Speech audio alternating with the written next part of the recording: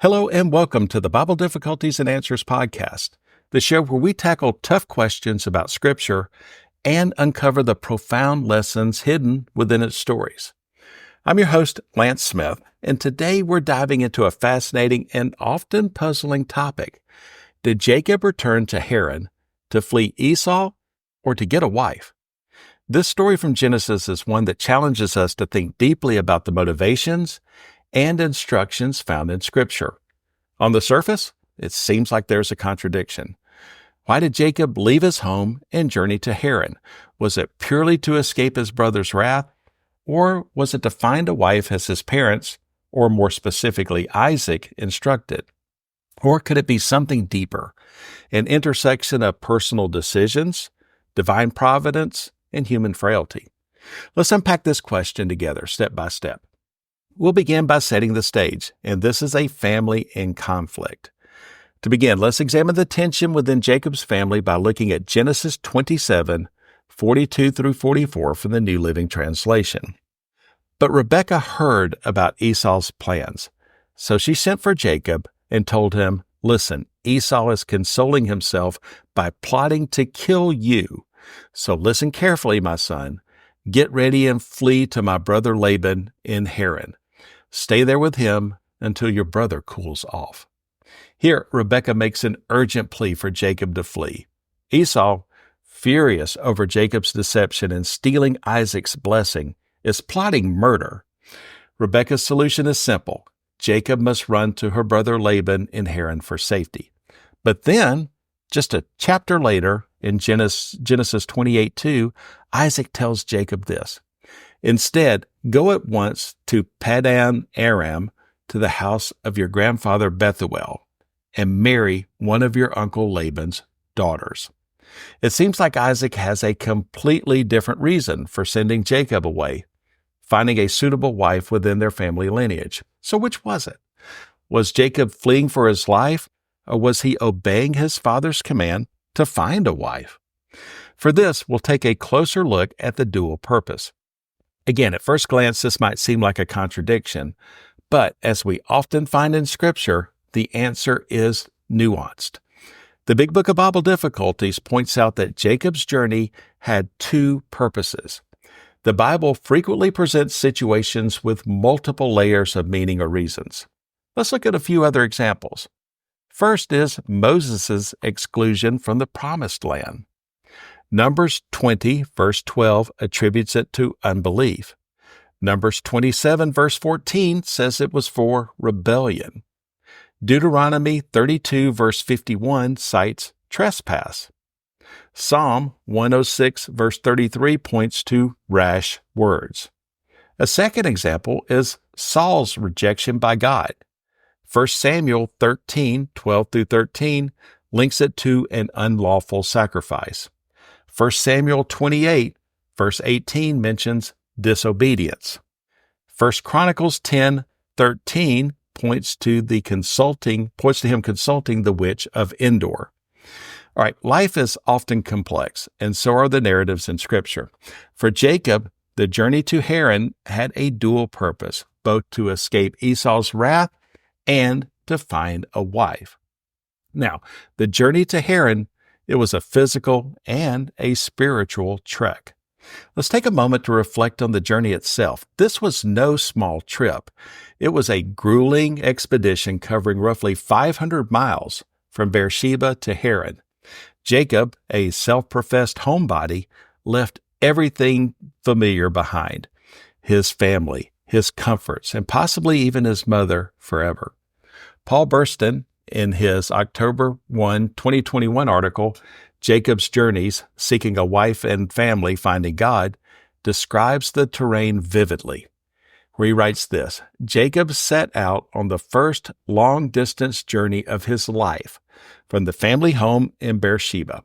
Beersheba is at the southern end of the Central Highlands on the edge of the barren Negev, the South Country. Jacob traveled north uphill along the Central Highlands, a rugged route. The Mediterranean plains along the ancient, well-worn international trade route or the eastern trade route beyond the Jordan Valley could have been easier.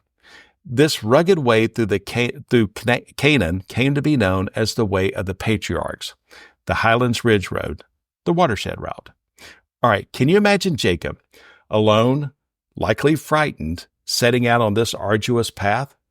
Beyond the physical toll, the journey marked a spiritual turning point for Jacob, where he would later encounter God in profound ways, such as the vision of the ladder at Bethel.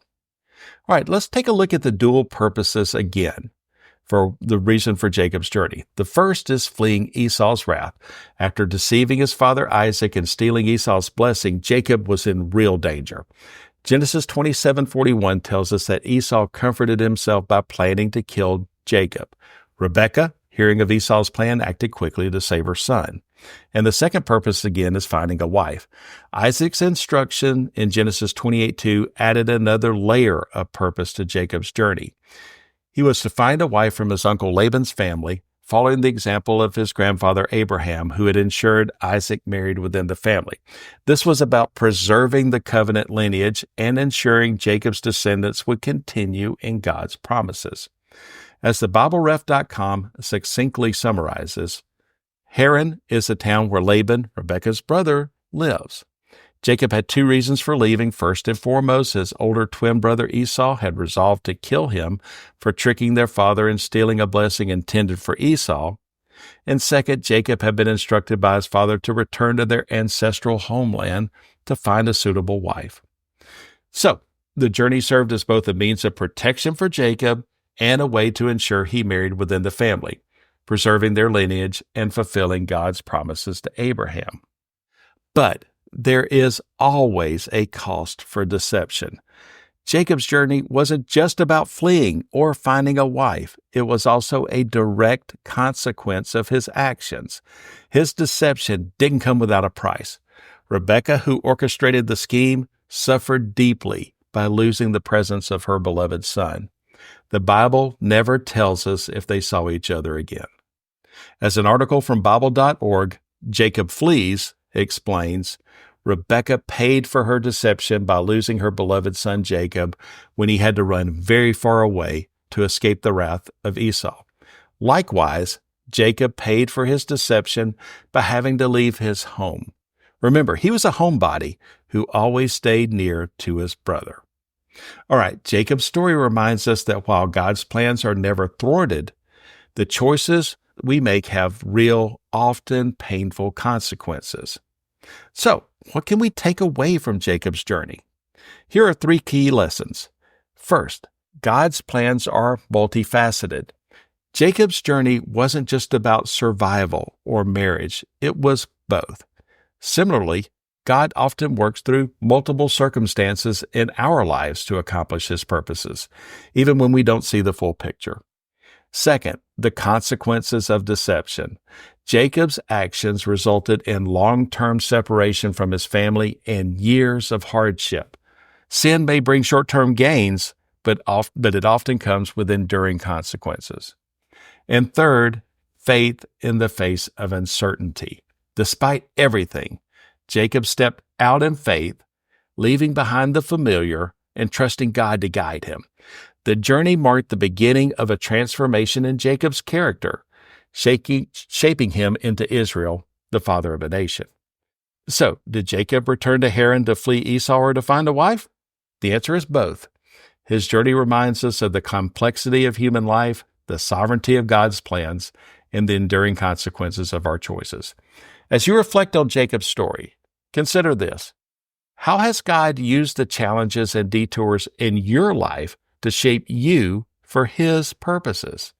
Are there areas where you need to trust Him more, even when the path ahead feels uncertain?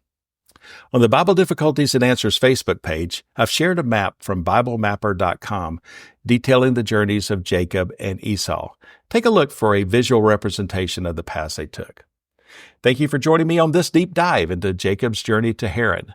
Next week, we'll explore another fascinating question from Genesis 29, 21 through 30. When was Rachel given to be Jacob's wife? Until next time, keep asking the tough questions. Understanding Scripture isn't just about solving puzzles. It's about uncovering truths that can transform your life. As always, we love hearing from our listeners. Please join our Bible Difficulties and Answers Facebook page, where you can interact with me and other followers of the show. You may also reach us at our website, BibleDifficultiesandAnswers.podbean.com, or you may reach out to me directly at our email address, BibleDifficultiesandAnswers@gmail.com, with any questions, comments, concerns, fits of righteous indignation, or just to say hi. I'm always glad to hear from our listeners. Also, please like and subscribe to this podcast. Tell a friend or two as well. And also write a review and give it a 5-star rating on Apple Podcast, Podbean, Spotify, YouTube, or any of your venues of choice. It really does help get the word out about the most amazing book ever written. Again, I'm Lance Smith. Until next time, I wish you good luck, good health, and God bless. So long, everybody.